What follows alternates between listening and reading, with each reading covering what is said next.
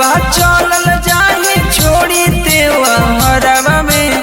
कोई न हके घरवा में अस छठ करबे नहीं हरवा में। कोई न हके घरवा में अस छठ करबे नहीं हरवा में। सारा टेंशन छोड़ काहे पड़ल ही लफड़वा में। सारा टेंशन छोड़ काहे पड़ल ही लफड़वा में। कोई न हके घरवा में अस छठ करबे नहीं हरवा में।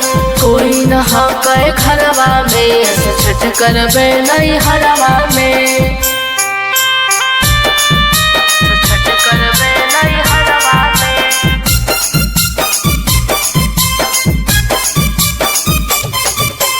म्यूजिक डायरेक्टर विनोद राज।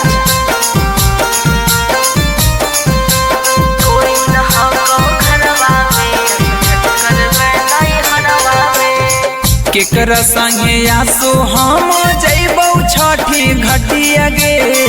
ई साल जाए पर तो मान हमर बतिया रे। मान हमर बतिया रे। केकरा संगे आसो हम जइबौ छठी घटिया गे।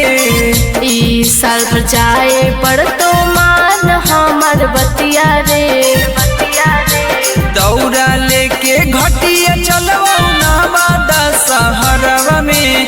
दौड़ा लेके घटिया चलबौ नवादा शहरवा में।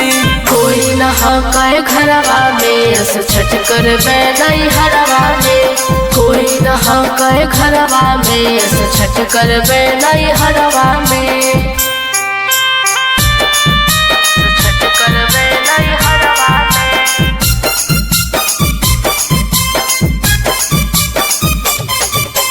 म्यूजिक डायरेक्टर विनोद राज।